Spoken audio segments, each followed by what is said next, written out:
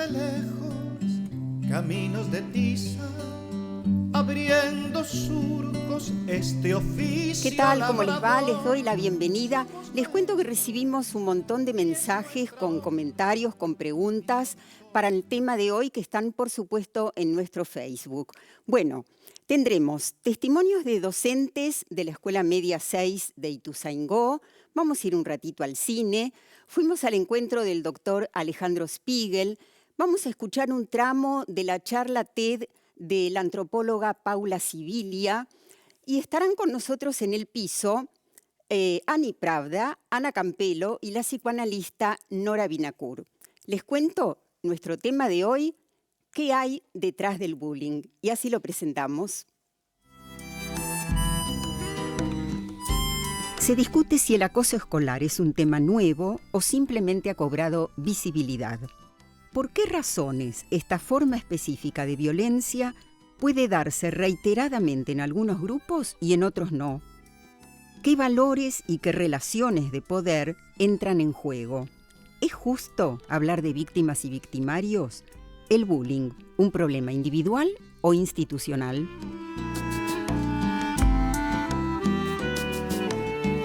Bueno, cuántas preguntas que habrá que ir respondiendo a lo largo del programa. Aquí con Ani Pravda, bienvenida, y Ana Campelo. Ustedes saben que, pensando cuando hacíamos este programa, en realidad el concepto de bullying o acoso escolar u hostigamiento es reciente, relativamente reciente, hacia fines del siglo XX, que es cuando adquirió de alguna manera entidad conceptual. Pero aún así se confunde y muchas veces parecería que algunas situaciones que son, no lo son.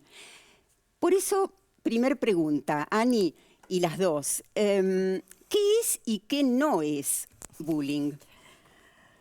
Bueno, bullying por definición sería el acoso permanente, consciente, a lo largo de un determinado tiempo respecto de unos compañeros hacia otros. Puede ser individual o puede ser grupal.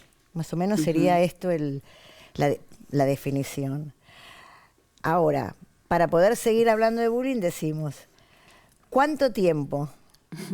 ¿Qué tipo de acoso? ¿Una broma es un acoso?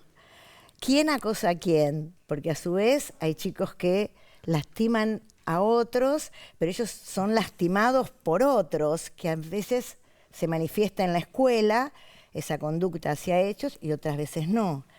Entonces, realmente habría que preguntarse muchas cosas antes de dar una definición, y no es actual esto que sucede. Con otros nombres y otras situaciones, siempre ha habido conductas de unos chicos hacia otros similares a las que se representa hoy como bullying. Ahora, Ana, ¿hay señales? O sea, ¿los docentes pueden tener alguna pista de que algo está pasando y los chicos no lo cuentan a lo mejor? Sí, yo creo que un docente atento a lo que sucede con las relaciones en el aula, sin lugar a dudas puede tenerla. De hecho, cuando le consultás a los chicos, la gran parte de las agresiones, tal vez no las físicas, pero sí las simbólicas, como burlas, risas, exclusiones, inhibir la participación, se dan en el aula y muchas de las veces ante la presencia del docente. Sí, creería que sí.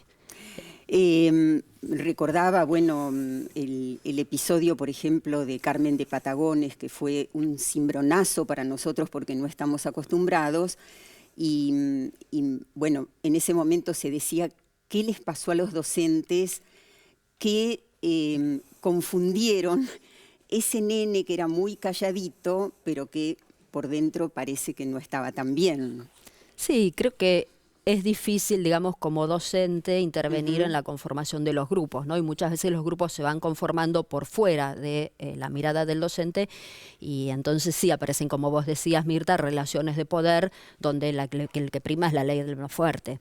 Me parece que el bullying se trata justamente de eso, de relaciones de poder. Y muchas veces los docentes minimizan o piensan que son cosas de chicos. O los padres. O los padres, o que no es terreno de su competencia, o que se van a arreglar solos, sobre todo en la escuela secundaria. Tal vez en la primaria está más instalado. Ya que decís escuela secundaria, ¿En la escuela primaria se da en los últimos grados? La realidad es que el bullying es como la escalada de un conflicto cotidiano, que pudiera no tener ningún tipo de problemas luego de que se suscita, pero que también, en la medida en que no se aborda para lograr entender qué está sucediendo, va creciendo. Y hoy es una broma que hace uno, mañana es una broma que le hacen dos, pasado a la broma se agrega un golpe, a los 3, 4 días se agrega otra cosa, va escalando ese conflicto. Y a veces se torna conflicto violento y a veces se convierte en bullying, que son dos cosas diferentes. Bien, esto es lo que decimos aquí. Lo que vamos a ver ahora es qué dicen los docentes de la Escuela 6 de Ituzaingó. Los casos de bullying, o más precisamente hablar, sería más pertinente de hostigamiento en el espacio escolar, es una problemática frecuente en la sociedad y obviamente eso se está visibilizando en las escuelas. Pensamos y diseñamos un dispositivo para poder trabajar estas problemáticas en las escuelas. No solo cuando suceden, ya digamos en el post que sucedieron los hechos, sino a nivel preventivo. Las escuelas nos convocan o nosotros nos presentamos y aplicamos este dispositivo. Para darle un encuadre integral, trabajando con el alumno principalmente, y después a nivel colectivo con todo el grupo, para ir resolviendo el conflicto y para que, en todo caso, esa situación de hostigamiento se minimice o sea superada. En lo posible, siempre y cuando se pueda, también tratamos de trabajar con las familias. Hay cuestiones que tienen que ver dentro del ámbito escolar y que después siguen en el espacio mediático, y hay otras situaciones que se generan en el espacio mediático y después se trasladan a la escuela. No es de una sola forma. Una pelea en la escuela o en la puerta de una escuela, no se trata no estamos ahí hablando de casos de un caso de hostigamiento, sino que tienen que darse ciertas características, como por ejemplo el tema de que este padecimiento en el cual puede aparecer la violencia física, verbal o psicológica, a veces no aparece la violencia física, otras veces sí, pero digamos tiene que presentarse alguna de estas formas de violencia y en forma sostenida en el tiempo, para poder hablar precisamente de hostigamiento en el espacio escolar. Principalmente hay no tanto violencia física, hostigamiento físico, sino más bien de tipo verbal y psicológico. Sí hay mucho de esto de amenazas a través de los grupos de WhatsApp o de los grupos como Facebook, pero que después quedan ahí, porque al tomar conocimiento de la escuela interviene y puede hablar con los protagonistas del problema. En general, como es una situación de padecimiento y de sufrimiento, difícilmente pueden verbalizarlo. A veces sí, a veces no. En general es más frecuente que lo puedan detectar los adultos. Para que haya un hostigador también tiene que haber cierta complicidad de otros, que por acción u omisión, desde un lugar participante o desde un lugar secundario, permiten que suceda esta situación. También trabajamos con la persona que es hostigada. ¿Para qué? Para tratar de apuntalarlo, de acompañarlo, que vaya posicionándose, ¿no? Porque, digamos, hoy es quizás un compañero, después sea otra persona que lo hostigues, y hay que fortalecer a ese alumno para que pueda no ser víctima de futuros acosos también.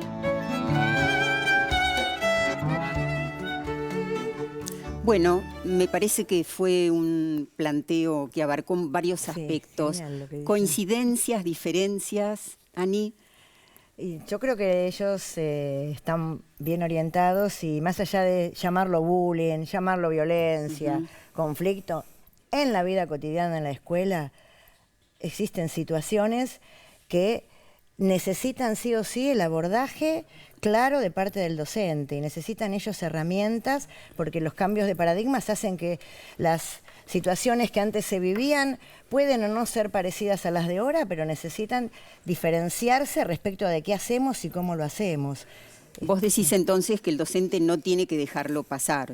No, yo digo que no tiene que dejarlo pasar y estoy convencida que no lo deja pasar. Lo que sucede es que el docente tiene infinidad de tareas en el día.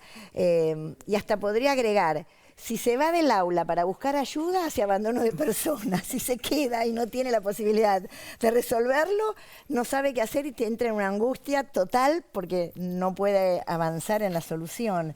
Lo que creo es que el docente solo, cuando ya se llama bullying, y por definición no solamente, sino que es eso que se nombra con esas características, no puede resolverlo. Porque ya ha llegado a un estado tal la situación entre los chicos que no le alcanza al docente con las herramientas que posee para poder resolverlo, ni siquiera para orientarlos. A ver, llegamos a un punto crítico, entonces. ¿Vos coincidís y en ese caso cómo se hace? Sí, mira, lo que destaco sin lugar a duda de las intervenciones de los docentes es la claridad de que es necesario la intervención. Difícilmente los chicos puedan salir del circuito del acoso si no es con la intervención y la ayuda de los docentes o los adultos. En ese sentido no tengo la menor duda de que está muy bien lo que plantean. También me parece que está muy bien y se plantea. En el bullying hay una escena de demostración de poder, de un poder que en realidad ningún chico tiene, porque los chicos, todos ellos, digamos, estén involucrados desde una posición o desde otra, padecen el bullying.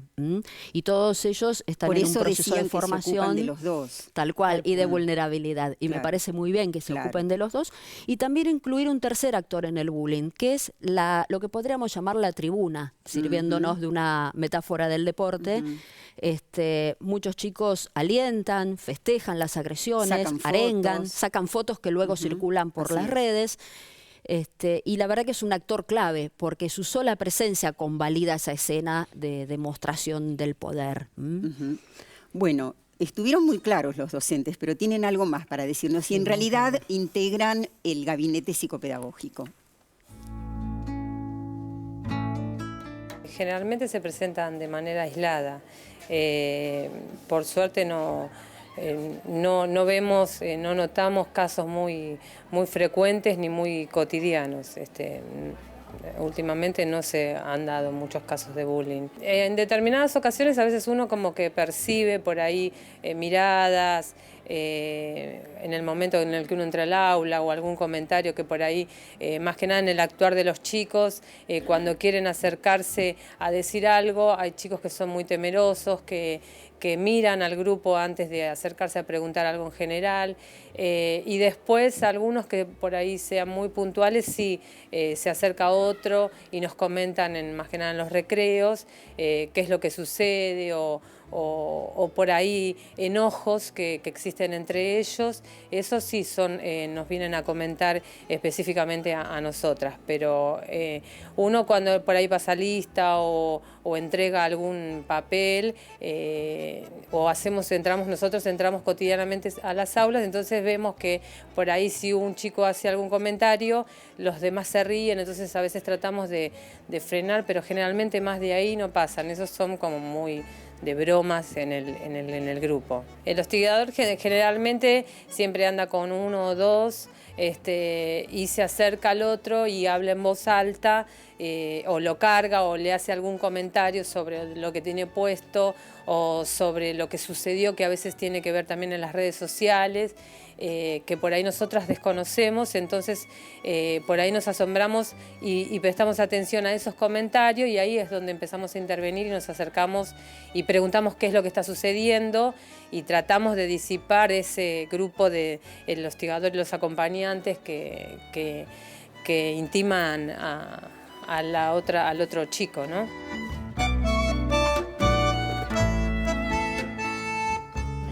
Señalaban que son casos aislados, efectivamente esto es así.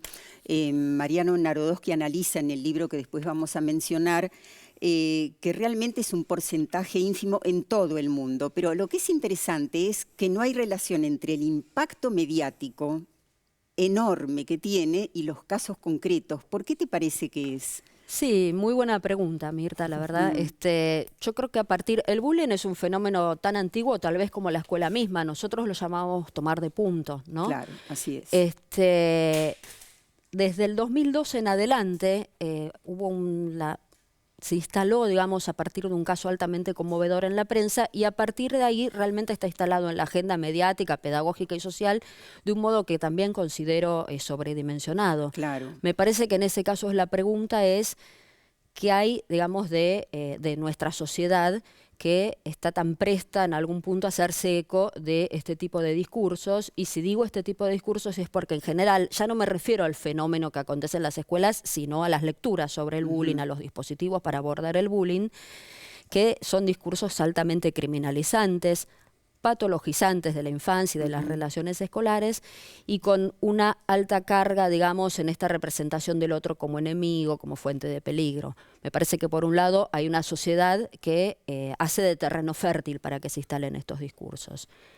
Y por otro lado, digamos, y esto ya es un tema que no sé si tiene que ver tanto con nuestra sociedad, tal vez más con la sociedad estadounidense, claramente podría ser un paralelo entre, desde sus orígenes, cuando Olweus, un psicólogo escandinavo, es el primero en denominar bullying al fenómeno del bullying, entre lo que es los DCM, los manuales de clasificación estadística de los trastornos mentales, de la Asociación de Psiquiatría Americana, y justamente la investigación sobre el bullying. Diría que ese es el contexto. De hecho, las fechas de publicación del autor y la fecha de edición sucesiva de los manuales es coincidente total, además de lo que es el marco empírico también de la investigación, y en el 2012 casualmente se debatía la quinta edición de estos manuales, el DSM-5.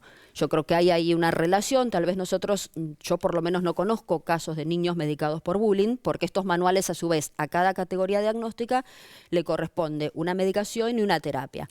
Y claro, han sido criticados por la medicalización de la infancia. Era interesante cuando una de las entrevistadas hablaba del abordaje integral. Nosotros retomamos enseguida, vamos al encuentro de la psicoanalista Nora Vinacour.